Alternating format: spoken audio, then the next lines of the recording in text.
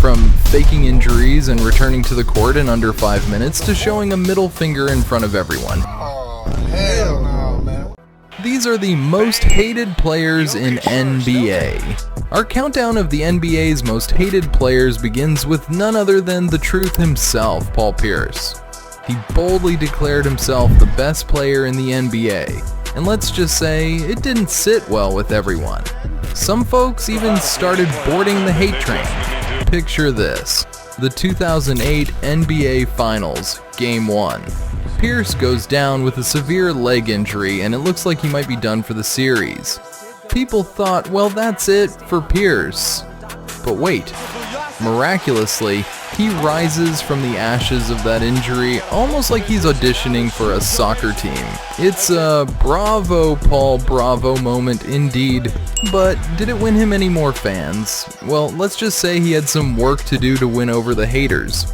Alright, let's roll right into the next stop on our hate train, and it's none other than the colossal Shaquille O'Neal at number 9. Shaq. The man's like a double-edged sword, folks. He's got this magnetic charm that draws people in, but oh boy, can he also turn on the iridite mode like a pro, leaving Orlando for the glamorous lights of LA? Oh, he checked that box. Feuding with none other than the Black Mamba himself, Kobe Bryant's got that beef burger cooking. And how about making fun of fellow players? Well, you betcha, he's got a PhD in clowning on his peers. See, Shaq had this incredible gift for rubbing people the wrong way. It's like he had a sixth sense for finding those buttons to push. But hey, that's why we love him, right? Keep the popcorn ready, cause this show's just getting started. Buckle up, folks, cause we're diving into the drama-filled world of number 8 on our hit list, Isaiah the Showman Thomas. This guy had talent oozing out of his ears and swagger for days. But here's the kicker.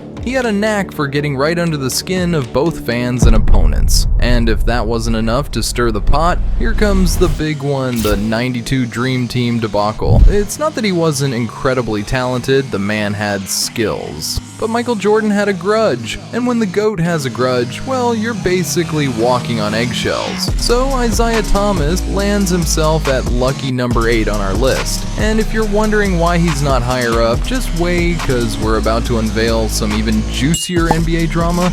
Number 7, and we've landed in the wild world of Ron Meadow World Peace Artest. Now remember the malice at the palace? Oh boy, that's the incident that pretty much cemented his spot on our most hated list. Picture this: Artest, a pro basketball player, decides it's a fantastic idea to run headfirst into the stands to have a little tiff with the fans. Yeah, because who wouldn't want to pick a fight with the folks who paid good money to watch you play? So, running into the stands for a brawl, definitely not the kind of crowd pleaser you'd expect, but hey, at least he left a memorable mark on the NBA, right? Hold on to your hats, folks, cause we're diving into the world of Rasheed Technical Foul Wallace landing squarely at number 6. Now, Rasheed's not exactly famous for his epic rebounding, top-notch defense, or sweet shooting skills. No. It's the other stuff that really sets him apart. The pièce de résistance, his infamous catchphrase, "ball don't lie." After every missed free throw, you'd hear him shout it out like a basketball sage. Now, it's not like he was using it to spread wisdom. It was more like his way of saying, "See, I told you so." It's the kind of stuff that makes you love to hate him. So, Rasheed, you may not have been the model player, but you sure gave us plenty to talk about. Hey, sort of basketball, I guess you could call it, at the tail end. Get the women and kids out of the room. Here come the Sixers and Pistons. Oh boy, folks, we've hit number 5 on our list, and it's none other than Bill Flopping Pioneer Laimbeer. Now, let's just say this guy was ahead of his time when it came to flopping. He wasn't just any flopper, he was the OG, the original gangster of flopping. This man could annoy absolutely anyone. So Bill Laimbeer, you may have perfected the art of flopping, but you've also perfected the art of getting under everyone's skin. Bravo! Coming in hot at number 4, we've got Vince Air Canada No More Carter. Now, Vince was once the darling of Toronto, flying through the air like a basketball superhero and earning himself the nickname Air Canada. But oh, how the tables turned. You see, Vince elegantly decided it was time to start phoning it in. I mean, seriously, Duda, you're in the NBA, not a call center. He demanded a trade and left Toronto fans heartbroken, but that wasn't enough for Vince. Oh no, he had to add a dash of salt to the wound. He did the unthinkable, hitting game winners against his former team. It's like breaking up with someone and then showing up at their doorstep with a bouquet of roses, just to rub it in. And you know what? Canada still hasn't forgiven him. So Vince, you might have been the hero of the skies once, but now you're a certified villain in the Great White North. Well, look who we've got at the third spot. It's none other than Kevin the Intimidator Garnett. Now, KG is a special kind of player. He's like a hawk targeting smaller, whiter players. And let me tell you, he's not shy about letting them know it. You know what he did? He slapped Tim Duncan in the back of the head. Yes, Tim Duncan, one of the most respected and calm players in the league. It's like slapping a panda at the zoo and expecting it to stay chill. So, Kevin Garnett, you're not just the intimidator, you're the agitator too. Bruce is a defender, but you did have a mystique that you built.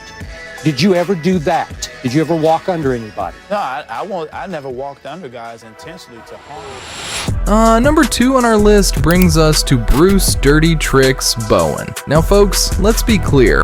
Bruce was indeed a defensive maestro, celebrated for his ability to shut down opponents. But there's a fine line between defense and downright dirty tactics, and guess which side Bruce favored? You see, Bowen had this peculiar habit of sliding under jump shooters, playing a dangerous game of ankle roulette. He practically turned the court into a minefield, waiting for unsuspecting players to land awkwardly and risk injury. Bruce, we get it. Defense wins games. But did you have to turn the court into a battlefield? Apparently, he thought so. Dirty tricks might earn you a reputation, but they won't earn you any friends, Bruce. Brace yourselves, folks, because we've reached the pinnacle of our most hated player countdown. It's none other than LeBron James.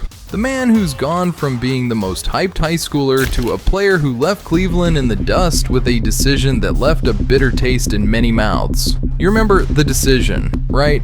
That nationally televised spectacle where LeBron essentially said, "Cleveland, it's not you, it's Miami," before taking his talents to South Beach. Yeah, that didn't sit well with fans, especially those who had supported him through thick and thin. And let's not forget his self-proclaimed royalty. LeBron dubs himself King James, even though Michael Jordan has more championships than him. There you have it, folks. The most hated players in the NBA. Remember, it's all in good fun, and we still respect their skills on the court. So, who's your most hated player in the NBA? Let us know in the comments, and don't forget to like, share, and subscribe for more entertaining basketball content. Thanks for joining us, and we'll catch you in the next video.